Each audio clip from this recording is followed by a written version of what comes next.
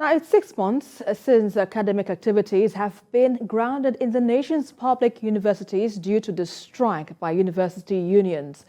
And after several meetings and negotiations with the federal government, the Senior Staff Association of Nigeria Universities and the Non-Academic Staff Union of Allied and Education Institutions have suspended their industrial actions, which lasted for more than 4 months. But this development comes after a brief meeting with the Minister of Education, Adamu Adamu, in Abuja earlier today.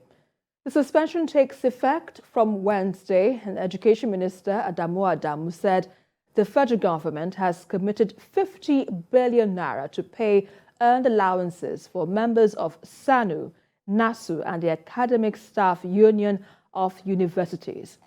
Now, the minister had earlier hinted that other university unions will suspend their strike except the Academic Staff Union of Universities, and that is insisting the federal government pays its 6 months backlog before they resume. Our final sitting over this issue. We have taken several days to discuss this issue with the Joint Action Committee of NASU and SANU, and we have finally come to an agreement that they are going to withdraw and call off their strike because their demands have been met by government. And I will give you the highlights. Government has committed a total of 50 billion naira for the payment of unacademic allowances and unallowances. And I think this is part of what they are demanding. Since some of the issues, majority of the issues that have been in contention have been substantially addressed by government. We are also concerned as parents for academic activities to resume in our various universities and inter-university centers.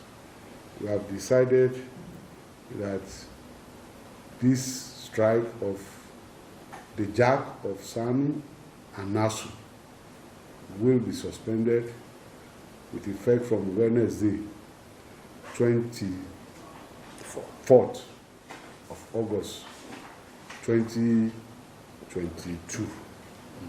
And also having listened to the pleas of Nigerians, parents in particular and students, and out of our patriotism, and having been satisfied that substantially more than 80% of what we have requested have timelines of not more than 2 months, we feel that it is only proper at this point to yield to the to the callings of Nigerians, and that our members should be assured that whatever decisions we have taken today to suspend this strike, effective on Wednesday 24th, is in the best interest of all of us.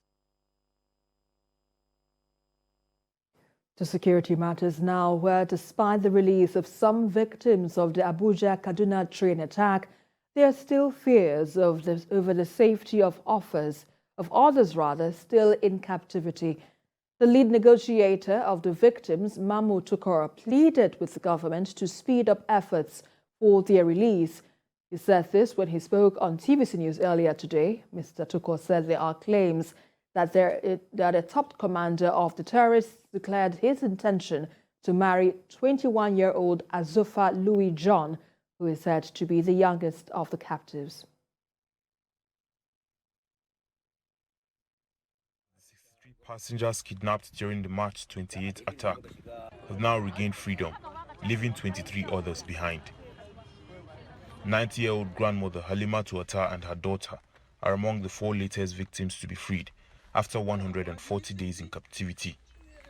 Both of them just returned from Saudi Arabia and were heading to reunite with their family in Kaduna when the terrorists ambushed the train. 8 other passengers who were on board that same train were killed by the assailants, while 26 others sustained severe injuries. Mahmoud Tuku has been leading negotiations with the terrorists to ensure the abducted victims regain freedom unhurt. But this time he makes a rather disturbing revelation of plans by one of the terrorist commanders to marry the youngest female hostage, Azufa Lois, a 21-year-old. This was the situation with Leah Sharibu, who was also married off to a terrorist after she was kidnapped in Yobe State. Airports or the plan to marry her up to one of the top commanders of those that held them. It is very real, and this is something I think as a government, as a people, as organizations, we must take seriously to avoid the situation that happens to this innocent Lish Sharibu.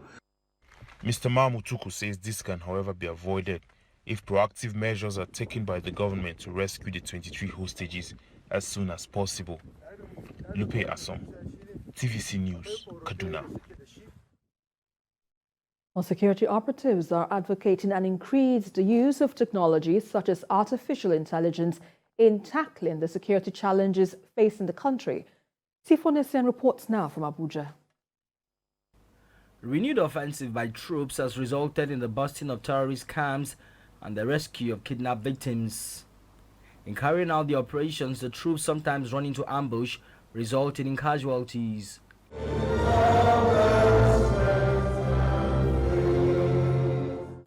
The security challenges are evolving, and these security professionals say to keep pace with the changing nature, technologies including artificial intelligence must now be employed.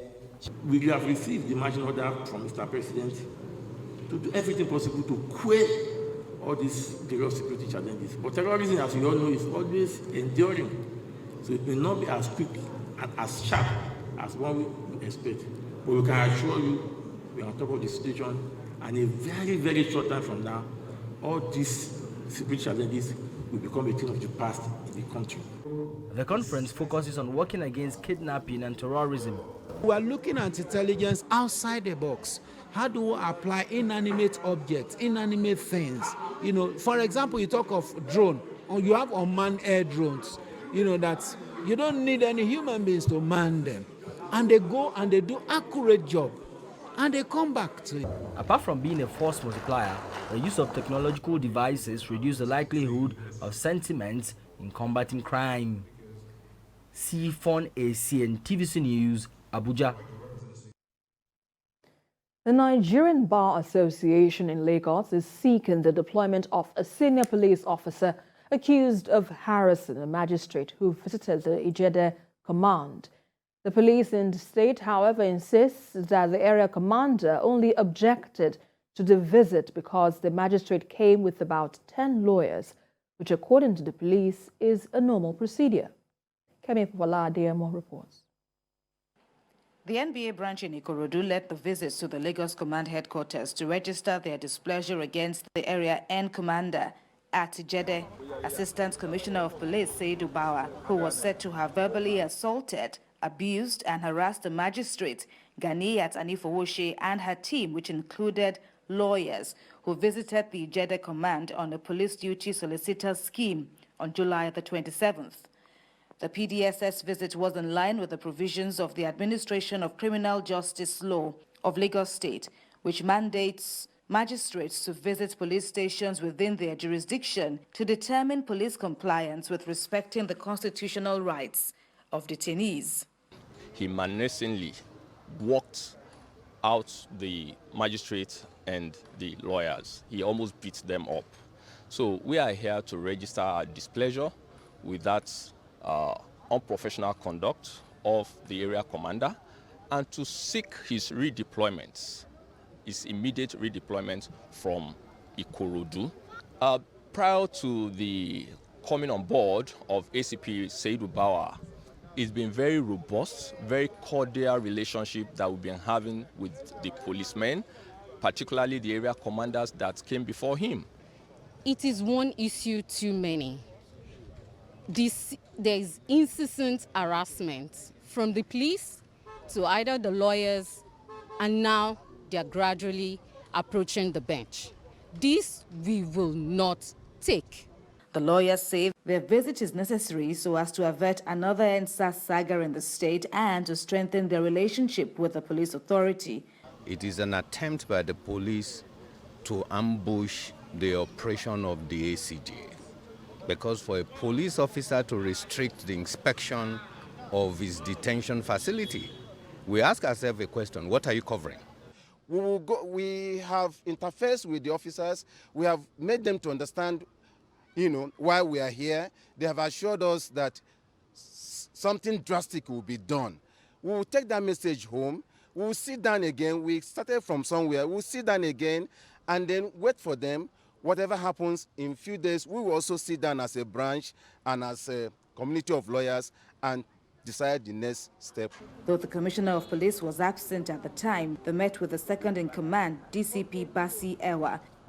Kemi Foladeyemo, TVC News, Lagos.